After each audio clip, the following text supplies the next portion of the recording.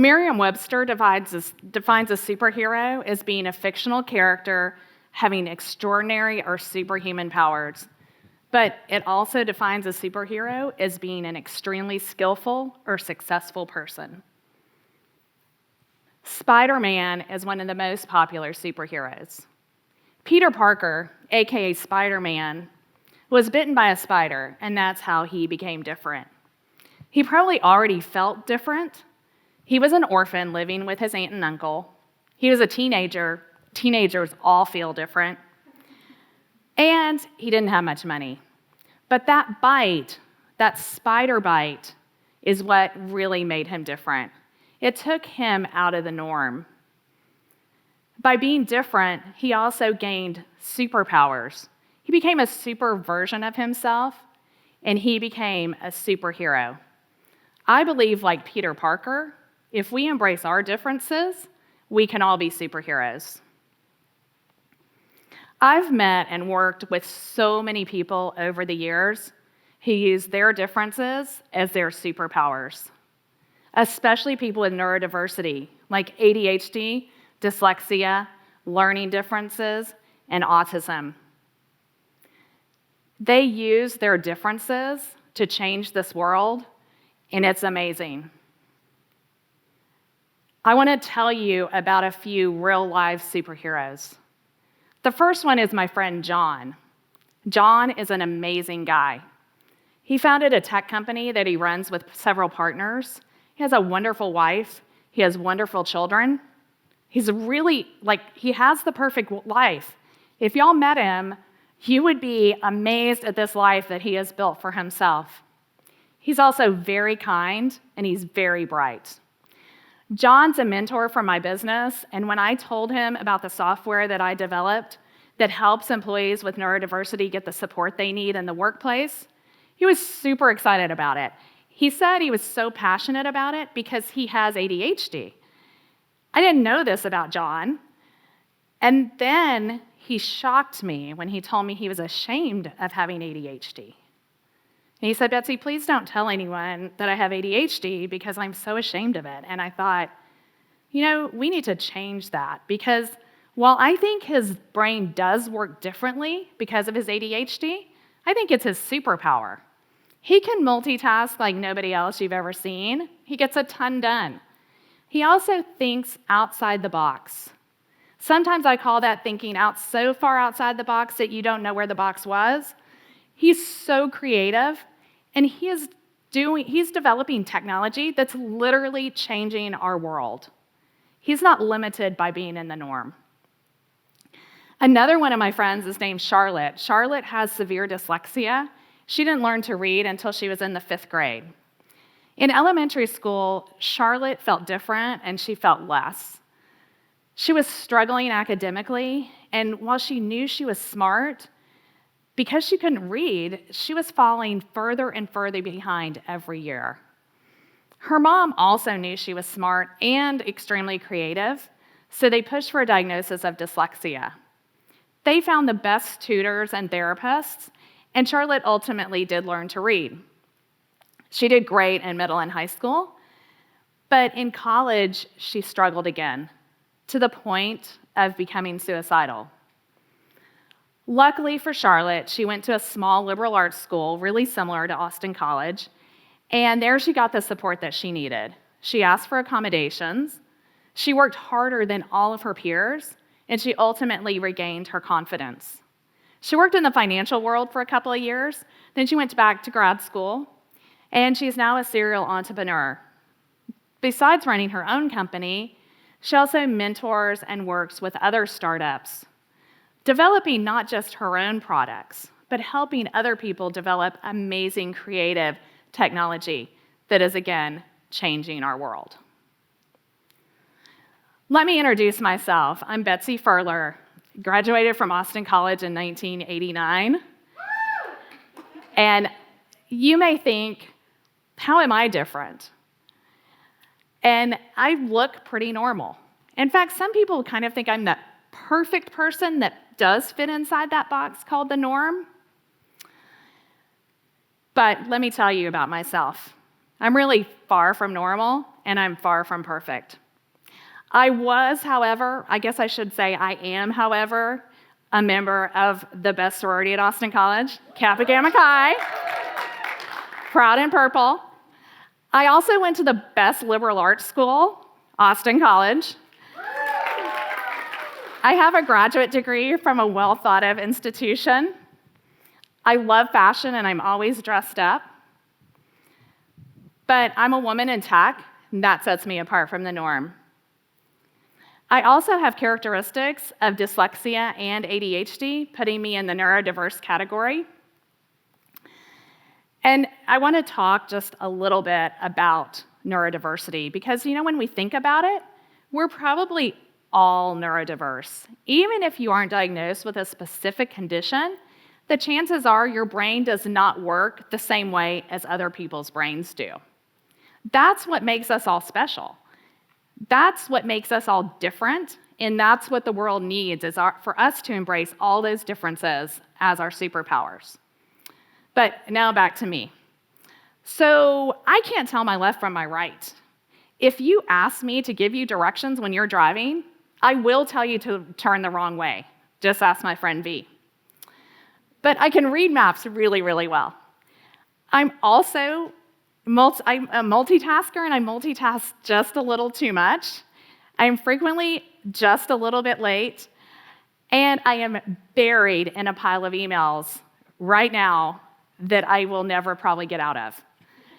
But I'm incredibly efficient and productive.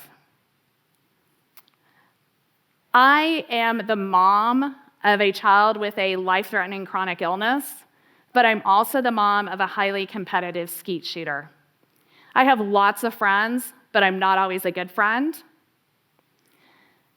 I only speak English. I am that American that only knows one language, and I've never lived outside the state of Texas. I'm complicated. We're all complicated.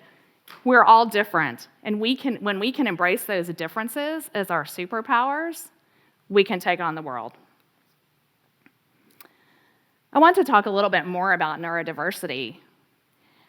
30% of people are diagnosed with a neurodiverse condition like ADHD, dyslexia, learning differences, or autism.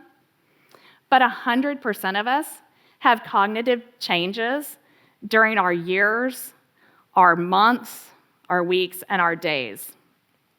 Whether you have a major event like a stroke or an injury or an illness, or a life change like having a baby and not getting enough sleep, or a daily cognitive change from too little sleep, too little coffee, or too much alcohol.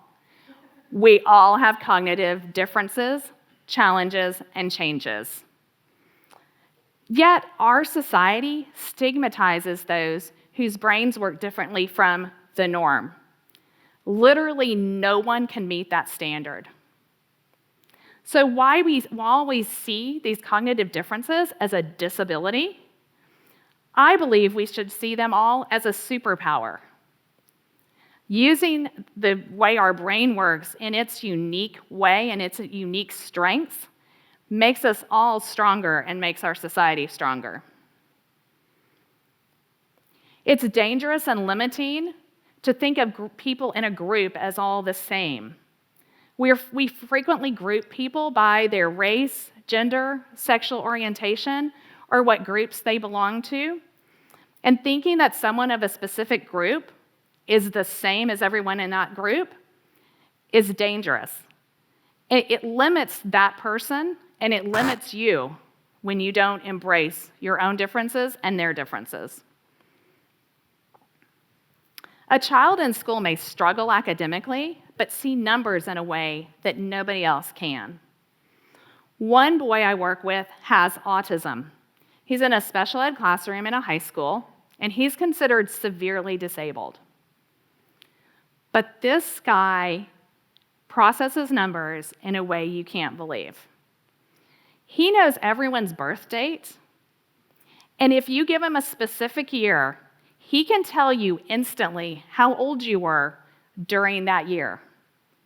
He also knows hundreds of countries, their flags, and where they are in the world. He has amazing strengths, but yet we define him by his disability and don't allow him to use those strengths for the benefit of himself and society. By limiting him, we're limiting all of us. Some people are twice exceptional, or 2E. People who are 2E have either a cognitive difference or a disability and academic giftedness. Their superpowers of their cognitive difference and their academic giftedness are also often devalued because they think, work, and learn differently. Yet they are our true superheroes. They are the people who are going to make innovations, who are going to change this world. By looking at them as having disabilities and differences as less rather than just different, we're all losing out. Some of you in this room are probably 2E. Embrace your superpowers. Our society loses out on the most valuable people, and we lose out on the most valuable pieces of ourselves by not embracing our differences. I believe as we embrace our own differences and acknowledge the fact that we are not normal, we can also acknowledge the fact that other people's differences are the most valuable pieces of them and the thing that gives the most to society. We deflate our kids early in the educational process because we judge them by how well they read, how well they can attend or sit still, and by whether or not they can memorize facts and regurgitate them on the test. We lose out on their strengths, on their abilities, on their natural gifts by defining them in this way. We lose out by diagnosing them with a disability and seeing their differences as a weakness and making them feel as less. This then follows people into the workplace, where employees are frequently placed in a job not based on their unique strengths, but often actually against their strengths. And then they're constantly working against their weaknesses rather than working towards their strengths. Small changes can make huge differences.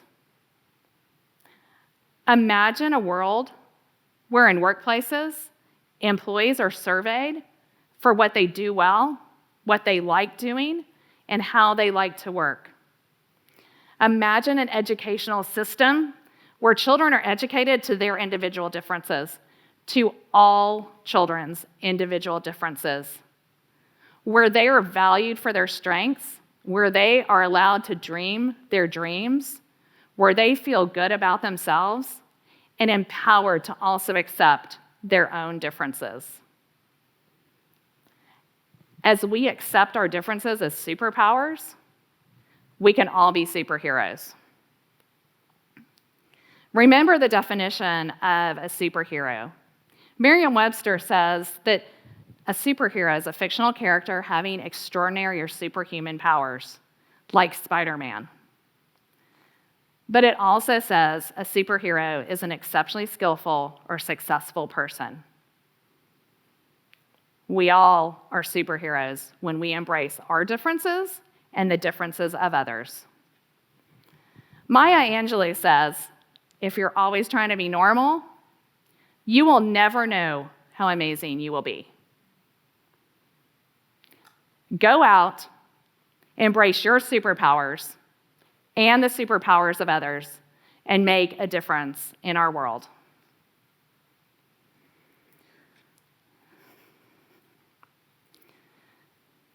My talk today is in memory of my friend Dean. Dean used his neurodiversity to be a superhero to others, to help them learn and connect. And he is a true superhero, gone from this world way too soon. Thank you.